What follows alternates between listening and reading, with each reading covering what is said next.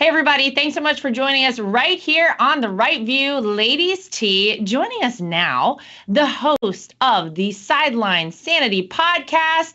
You know her and love her, Michele Tafoya, and former White House senior strategic advisor. That's a mouthful, as well as host of CPAC Now, America Uncanceled, our old friend Mercedes Schlapp. Michele and Mercedes, we're excited to have you both here, the double M's, M&M. Welcome in. Thanks for having us. Yeah, Michelle's done this recently, Mercedes, but it's been a second since you've been on, and you've never been on for Ladies Tea. So we like to give people like the real tea on what's going on. And I think it would be appropriate if we started with the sort of uproar, I guess we should say, after Tucker Carlson shared the footage from January 6th, the footage that we never got to see. Imagine that. Apparently people are melting down and they're just in hysterics on the left over the American people's ability to see more than what was cherry picked from the January 6th committee, Mercedes.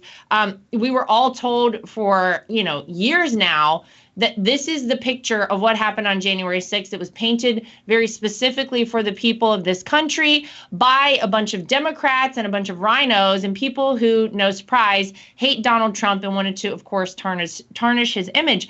Why do you think people are so upset about Tucker giving us more information and not less information? Well, let's remember the people who are upset. First of all, thanks for having me on the show. I'm so excited. It feels like old times, and I love seeing Michele as well. But let me tell you, what's really troubling about this, Lara, is that it's not just the left. You mentioned the rhinos. It's the fact that you have the Chuck Schumers of the world, as well as the Mitch McConnells, all in line saying, wait a second here, this should have never happened, release this footage. Let me tell you, transparency and accountability is critical in these J6. What happened in J6, the American people deserve to know the full story, as opposed to what we saw, which was a political witch hunt by the January 6th committee to basically not only put the blame on Donald Trump, but go after many of his own staffers, and yet not even once basically indict Speaker Nancy Pelosi, that we know failed in terms of providing appropriate security that day. Yeah, I think, Michele, as an American citizen, really doesn't matter how you vote. It doesn't matter your politics, what you think of Donald Trump, what you think of anyone involved. Wouldn't you want to have the full picture and then come to your own conclusion about things? And then on top of that, you have people like the QAnon shaman, at least they call this guy. Jacob Chansley is his name. He's the guy who had like the Viking helmet and that whole regalia on that we all know very specifically from January 6th. This guy got 4 years in prison. And you look at the video that we all recently saw from last week that was released, and it looks as though this guy is, in essence, kind of escorted around the Capitol by a slew of Capitol police officers. At any point, they could have arrested him. They could have, contained him in a certain area. But instead, they're kind of like checking doors for him.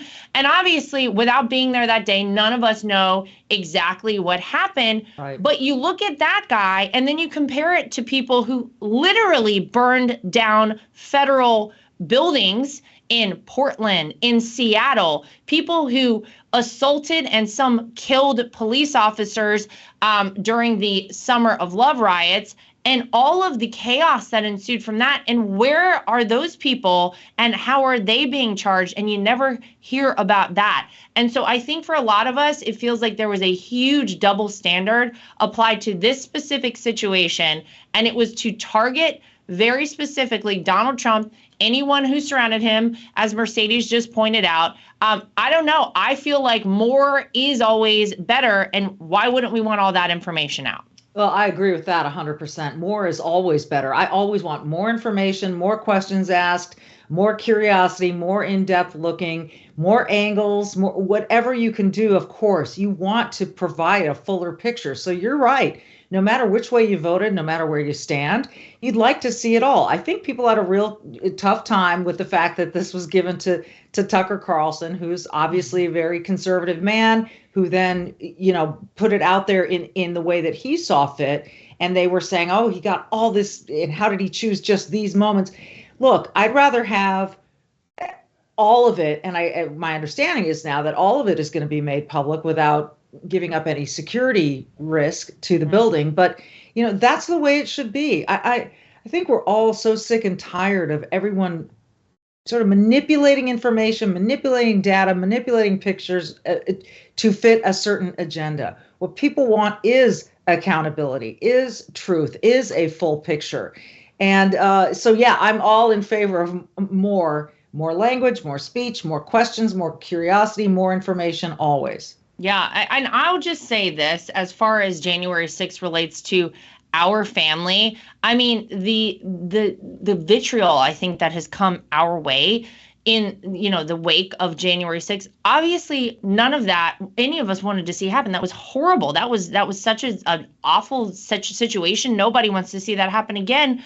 None of us planned it. None of us had any idea this would happen, yet we have been labeled as insurrectionists if you have my last name, post January 6th. And I, for one, want to see all of it come out. I, for one, want to really know what happened. What happened with Nancy Pelosi? Why wasn't the National Guard called in? Why didn't they have, more officers there? Why, if they knew the threats, didn't that happen?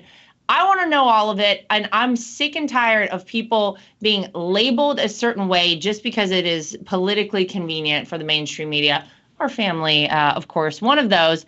And, I hate to get off January 6th, but while we're talking about it, I got to bring up clowns. Obviously, not just the ones in Congress.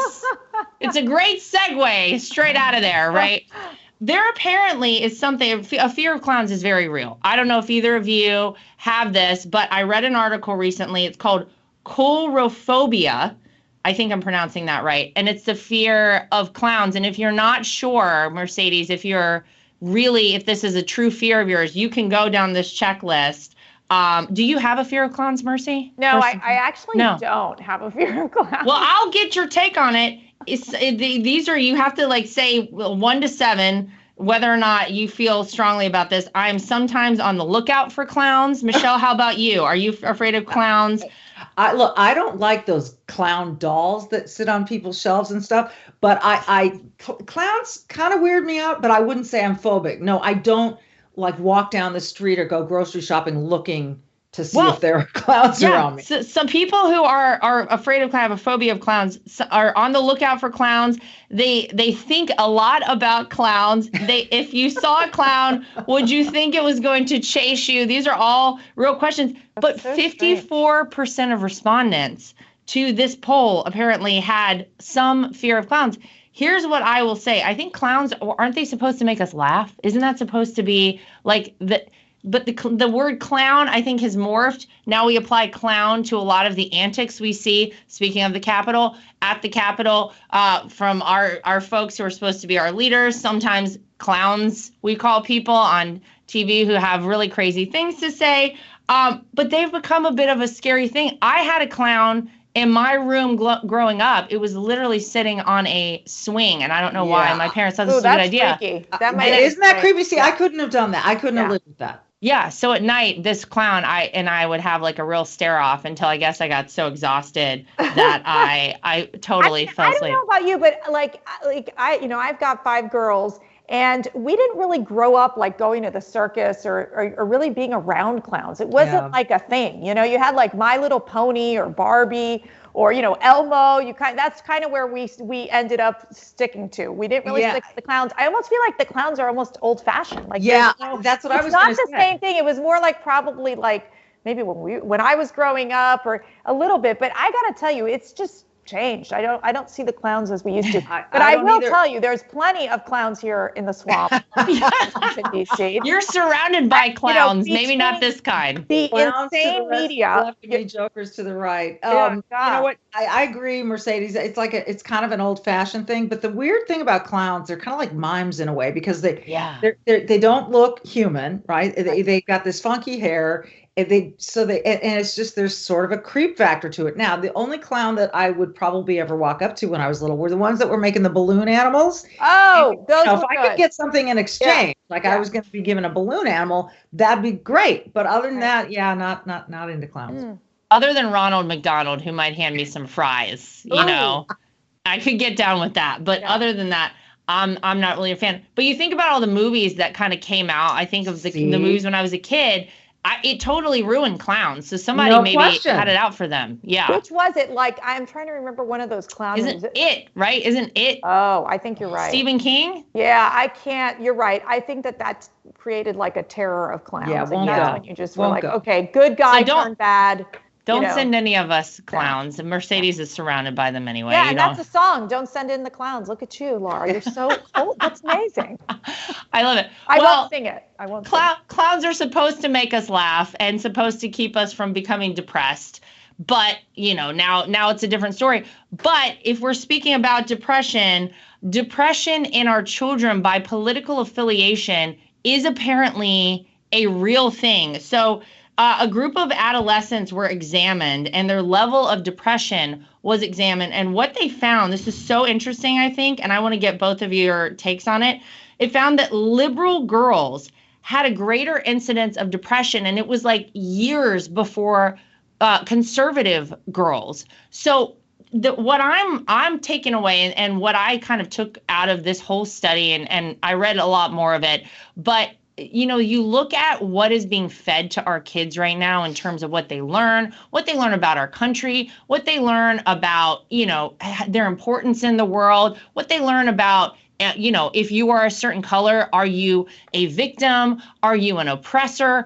All of this stuff has to be having some sort of impact on the minds of our young children and our adolescents. And I mean, to me, it kind of plays out in this situation. But I don't know, Michelle, what do you think? The fact that it found that liberal girls who identified as liberal, were more depressed than the conservative girls. I found that interesting. Well, wasn't Kamala Harris recently talking about young people who have this depression over climate? I mean, look, every outlook of the I don't even call it liberal anymore because there's classical liberal and then there's illiberal. So this illiberal outlook is the planet's going to die. I don't know my gender. Even if I think I do, I probably don't. That's what I've been told. I'm an oppressor or I'm oppressed. So therefore I can't get ahead. There's a war on women. All of these things. I don't know that many illiberals like this who are real cheerful and upbeat. I really don't. That outlook toward life, that we might not even make it to 2030 because, as Greta Thunberg told us, and that's a case of a young lady who isn't real festive. There you go. They all seem kind of miserable, right? Exactly. Yeah. That's my point. It doesn't surprise me. Yeah, they like to exist in misery. And Mercedes, you have girls. You have girls that fit this mold. Right. What is your take on all of this? Well, the girls aren't liberal. My girls are not. They're conservative. In fact, I had my daughter is my oldest, a 19-year-old. She's actually in Ireland right now for spring break with one of her best friends, and she was talking to this nice Irish lad, and he asked her, "What's your opinion about Donald Trump?" And she kind of was like, "I don't really know if I'm going to get kicked out of the pub." So she goes, my mom worked for him. We really love the president. And he goes, "Oh, thank God. Oh, get these girls some beer." And I was laughing so hard. Yeah, she is not depressed right now, your daughter. She's not depressed. No, but look, I'll tell you something. And this is something you see in so many of these studies, right? Conservative families are happier. Conservative marriages are happier than liberal marriages. I mean, you see these studies come out all the time. And I got to tell you, the Democrats, they're lost sheep. That's what they are. They're lost sheep. For many of them, faith is not even part of their lives. They view the world in this darkness, right? And it's really just, I think, tragic for them. I think for many conservatives, their faith and going to church and putting God in the center of their families and their lives and in these young women's lives is so critical. It's what builds strong, brave women. And that's what I know for Matt and I, that is our priority with each of our daughters. And, like we can only do so much as parents, but at the end of the day, if you instill the faith in their lives, if it's about the family being such an important part of this and not allowing these outside forces, yes, it is going to influence these girls, but not allowing those outside influences to mold and shape them and weaken them. I think that's been what I see as to why a study like this makes complete sense. And, I think for teenage girls right now, the pressure is enormous because their belief is not coming from the Bible. And for many of these liberal girls, it comes from TikTok, right? It comes from this acceptance, the void. About this confusion of whether, Michele, you mentioned gender, or this confusion about how we have to be divided according to race and according to ethnicity. It's like, it's insane. And really, when you go down to the basics of love one another and serve each other in the glory of God and do God's will, I mean, those are just basic concepts that I think help to bring joy and happiness to one's life. And I think that's the missing link for many of these liberals who are lost sheep. And sorry, my mic just muted, but let me just say this. There are a lot of things to be worried about, scared about in the world, but I think I am a big believer in teaching your kids how to be resilient and overcome those things and face those fears with some sort of spine and some sort of outlook that tells them they can overcome this kind of thing. I'm really proud of my 14-year-old. I have one daughter. She's 14 and she is in a science class, and she came home the other day and said, "Mom, what do you think about this Willow project?" And I told her about the drilling in Alaska and so forth. And I told her, I think it's important that we are an energy independent country, and here's why, and yada, yada. And she said, my teacher, he tells us the world is basically ending soon. So she said, I think he's just trying to scare us. And I said, wonder if he voted for Joe Biden. I'm not going to ask, but I told her not to be afraid. Right. Yes. You know what I was going to say, talk about kind of resilience and overcoming things. I think there's this culture now, there's this effort to teach at least our upcoming generations that they don't have any real responsibility. Nothing is their fault. You could go hide in a safe space. Here's a puppy to make you feel better. And to me, some of the greatest lessons for me and some of the things that really formed my character were the big failures I had, and me having to be accountable for those failures, learn from them, come back stronger, practice harder for the next tryout, whatever it was.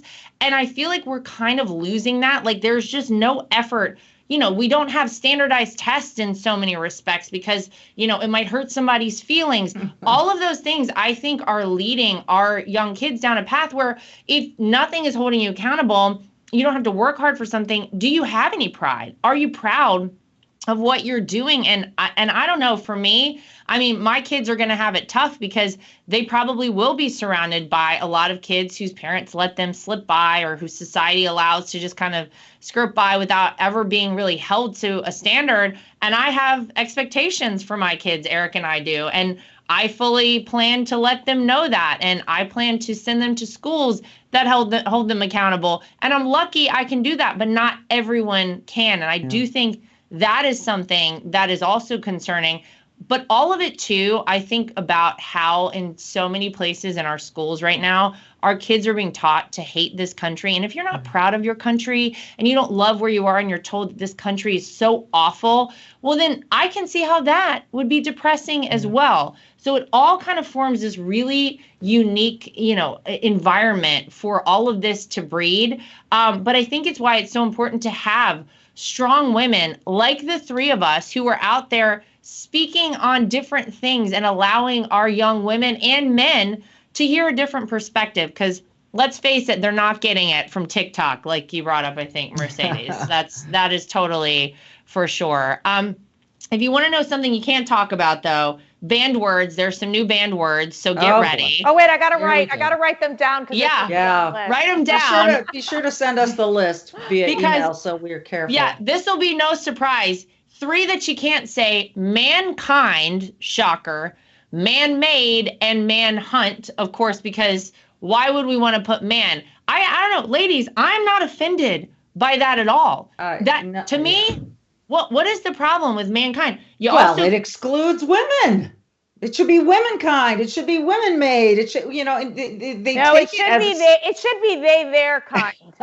Well, you can't say waiter or waitress. You're supposed to just say server. Yeah. I was never I was a waitress for a long time. No offense taken. No. But there's like Broadway play, The Waitress. Like, isn't there a Broadway play out there? It's like The Waitress or something. Not anymore. There was a movie. Yeah, they're gonna have to change it. That's insane. Not anymore. The server. They'll call it the server. That sounds interesting. It's just not the same. Here are the racist ones you can't say. Cakewalk.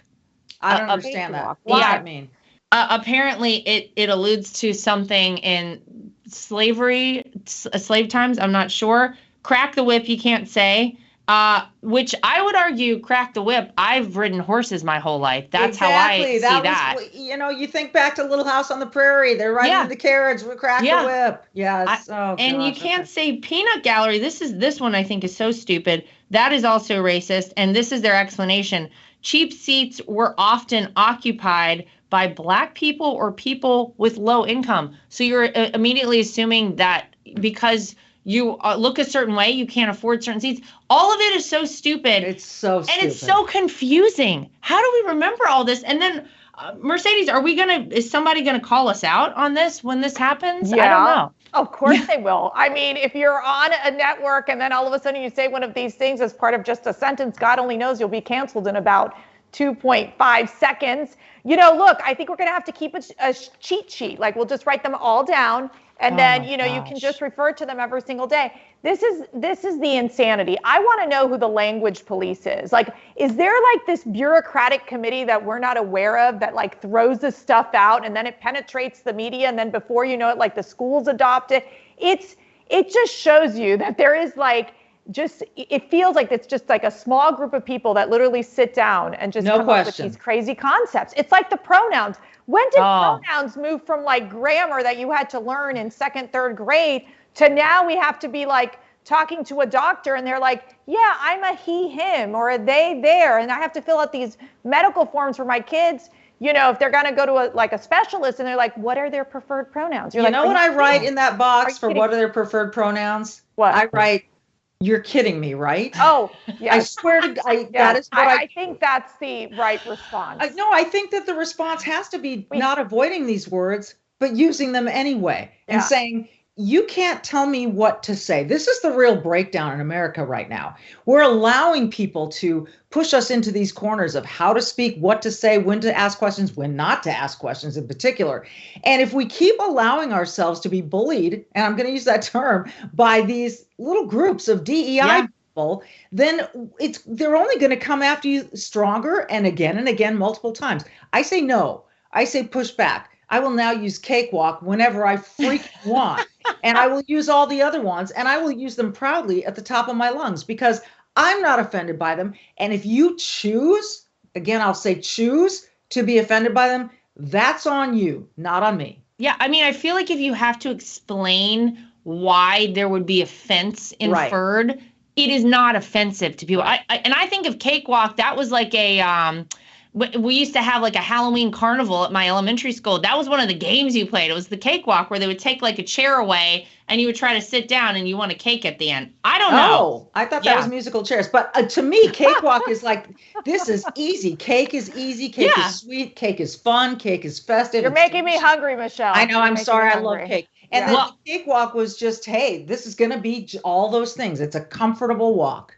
It was musical chairs. You're right. But somehow they called it the cake. Maybe we didn't sit down. That must be a North Carolina thing, okay? That's not a Florida thing. Don't ask me what we were doing in North Carolina, but they called it a cakewalk. Now, speaking of all the things you learn in school, and you guys have kids who are college age, I believe both of you, correct? Yes. Yep. Yes. Son is applying. Yep. Okay. So I hope you don't send them to Stanford, because if you do, I mean, for a whole host of reasons, you're going to be paying $56,000 plus is the average annual tuition there. But here's the great news, guys. They could get an entire course on Taylor Swift's song, All Too Well. Full course on it. So money on just the one song? On the one song. On money. I mean, what are we talking about here? Well, it's a 10-minute video. You got to break that thing down. This requires intellect and creativity and stimulation. Are you teaching the course, Michele? I love this. No. I'll tell you, Laura, my girls could teach that class. They love Taylor Swift. They know that song. Oh. They don't love her politics, and they always make that very clear. They're like, Mom, listen, I know she doesn't align with us politically. She's a crazy lib, but we love her music. So I'm like, okay. Well, at least they can separate. That's a mature stance. They can separate it. But they could literally pay. They could teach that course, and it wouldn't cost $50,000. It's about Jake Gyllenhaal, apparently, right? Yeah. Well, that was the big breakup. I believe. One of the big breakups. She has so many boyfriends. I can't keep. Well, that's what they say about her, that she gets all these boyfriends, and then she's with them for a couple months and breaks up with them so she could write a new song. And now they're teaching. This is not, by the way, the first college course offered on a Taylor Swift song. That must be like, that's, if you're at that level and they're teaching courses on your song, that's pretty amazing. I personally have never been into the Taylor Swift thing. And I don't know, are you guys, I mean, obviously Mercedes, your daughter's like Taylor Swift. I'm not really a fan of any of her songs. Oh, really? Oh, you know, we share our playlist on Spotify, and I got to tell you, the girls keep me very young. But I'm a fan of Steven Sanchez. He's fantastic. Ben Rector, like, they introduced me to all these really cool artists because my girls, they absolutely love music. So my kids do too. My son is all over the board. He'll listen to anything from Elvis Presley to Milky Chance to Chance the Rapper. I mean, he's all over the map. My daughter, it's all about Harry Styles right now. And so I have been indoctrinated into the school of Harry Styles. Talk about fashion police. I mean, for crying out loud, Harry can never determine which way he's going to dress. It's kind of an awkward situation, but he is a very talented, He's extremely talented, and he gets attention for the way he dresses. And I've kind of taken to Harry. Oh boy. Look at this. I love it.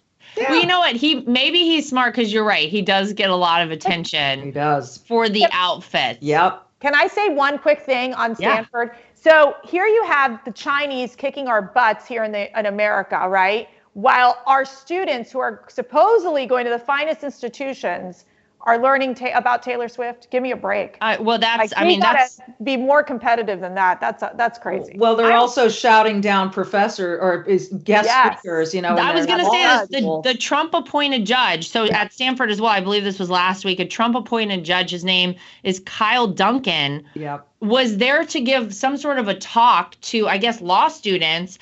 And he was totally ambushed by a group of like woke protesters, this mob, and get this title, the Dean of Equity was there. And this is a woman who had written out, I believe, a 6-minute like monologue to him where she was like shaking and hysterical and telling him how dangerous his words were to people on campus. Yet this is the person who is supposed to create equity. And we understand what that word means. The irony, I don't think, is lost, Michele, on anyone, but I'm glad you brought that up, because the only reason this was a problem was because Donald Trump appointed this judge to, you know, his seat. And obviously his politics differ with probably a lot of people at Stanford, but not all of them, I'm sure. Not all of them. He was invited to speak. Now, maybe it was a setup, and Stanford has since apologized, the president and the dean of the law school. Too little, too late. The woman, the DEI or the equity dean, is still there. I wouldn't be surprised if she's on a real short leash at this point. I would like to think that, I'm sorry, I said short leash. Was I implying she's a dog? You know, that might have to go on the next banned words thing. But listen, that was such an embarrassment for Stanford. Stanford used to be thought of, look, I went to Berkeley across the way from Stanford. We hated each other. But Stanford, in my rearview mirror, was always the more conservative of the two. Nothing is anymore at the level of academia. The line that was thrown out at this judge by one of the protesters or students or whoever it was, I can't imagine these are actual law students, but she said, "Your racism's showing." Now, that is one of those stupid, mindless lines that you throw at someone to make them go, "Oh, is it? Oh, wait a minute. What? What?" And to get people to shut up. And it sickens me. And that's the kind of stuff we need to say, you know what? I'm sorry. You just don't know me. Go away. Yeah. And we have, you know, I think one of the big issues too is that you have liberals that go and speak on campus, and the conservative kids don't really protest the liberal speakers. But if a conservative speaker goes on campus, it is mayhem. You know, it is violent, it is loud, it is obnoxious. And so it just shows the intolerance of the left when it comes to free speech on college campus. College campus, and this is what it's been so disappointing for many of these universities, where they have failed to provide, when you say a safe space so that there could be real debate, real dialogue when it comes to these variety of issues. I remember when I was in college, look, I grew up as a Cuban American, you know, I'm very anti-communist as it gets. Well, they invited communists from Cuba to speak at our university. Guess what? Wow. We didn't go protest them. We showed up and asked really tough questions to these individuals. Why? Because here in America, we need to allow for this debate and this freedom of speech, which I know in Cuba, that doesn't exist. And that is the mantra of the left, which is to shut free speech down, to intimidate conservatives. And it is, I think, an outrage, and it is one of the most anti-American tactics of the far left. And that is why, Mercedes and Lara, I sent my diploma from Berkeley back to the university with a letter explaining that I could no longer say that my degree mattered to me from that school, because they are so intolerant of diverse viewpoints. You know, all this diversity. How about diversity of thought? That's the most important one. Well, but that is the irony of all of it, is that what they preach, of course, oftentimes for folks on the left, it's not what they actually, it's not how they act. It's completely different. And we should have this marketplace of ideas. We should have this open and robust debate, because we know that more ideas are better than fewer ideas. And that is how this country was founded. That is how our society has flourished in the way that it has, by seeing and hearing different viewpoints than your own. And we should always welcome that. This happened to me several years ago. I went back to my alma mater, NC State, to speak at an event there, a conservative, you know, I don't know if it was the College Republicans group, but I was with Charlie Kirk. So, of course, people's heads started exploding. Yeah. And there was a real problem outside the place where we were speaking. And, you know, it was kind of scary. And for what? Like, I was so proud to have graduated from NC State. And I'm still proud to have graduated from that school. This was in my home state. And it was so disappointing to see that people were just not just intolerant, but ignorant completely when it came to me. And anything that I had to say, they didn't care what I was there to talk about. It was my last name and that I was there with Charlie Kirk. And that was enough for them. And they had no interest in hearing from us. But it happens all the time, and it scares me. But how about you guys for sending your kids to college? Like, how do you know that you're sending them to the right place? It's really, you know. You go first, Mercedes, because you've got kids already there. My girls have the two. So I have one at University of Notre Dame, and then another who's a senior right now. For us, our faith is very important. So they chose to apply to Catholic universities. For me, the faith-based universities, not all of them, because there's plenty of very liberal Catholic universities, is key. Yeah. So for my daughters, that was important because they wanted to be able to have a place for campus ministry. You know, obviously, I think that they're so worn out with their parents being so highly political that they try to hide in these colleges, maybe change their last name at some point. Laurel, that'll happen to your kids as well. But like at the end of the day, it was very interesting because my oldest, all my girls, and Laura knows this, they work CPAC.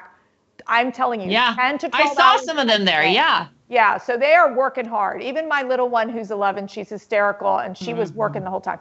And I will tell you, my oldest, who literally said, I don't want to, you know, talk. She wanted to be out of politics, really honing in on like theology, economy, and all these other topics. After CPAC, she went back to school. And then all of a sudden, you know, she realized that she kept talking to her friends and saying, you guys need to get politically involved. Like, we can't stay quiet. And it hit her. Wow. That as much as they try not to be part of the political process and not bring it into the university, whenever the university does something outrageous, which even, you know, even in some of the Catholic universities, they do this, that you speak up and you say something and you write the article in the newspaper and you be a voice to stand up, in her case, for example, to stand up for pro-life causes. And so that's, for us, that was the choice that my daughters have made so far, which is they want to go to a place that is not woke, although there are woke elements for sure, but that they're able to practice their faith freely and be able to express their political views without being shut down. Wow. That's admirable. My son has very few of those things on his list. He wants to go to a school. It's a big campus in a city where he might be able to find internships and that has great sports that he can attend every weekend of his college life.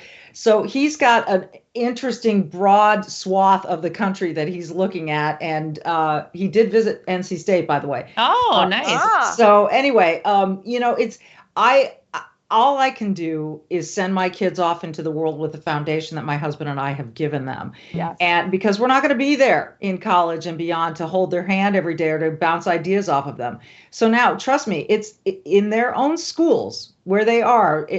My daughter's in junior high, my son's in high school. They face a lot of this stuff, this woke stuff. Yeah. And we talk about it at home. We listen to them. And we ask them questions. Well, what do you think about this? And how do you see it that way? And so all we can do is trust how we've prepared them and then kind of send them off to school and hope that, they don't come home with completely having lost their values. And that's the best we can do, because in this day and age, academia everywhere is infiltrated by a lot of the stuff that I personally just don't value.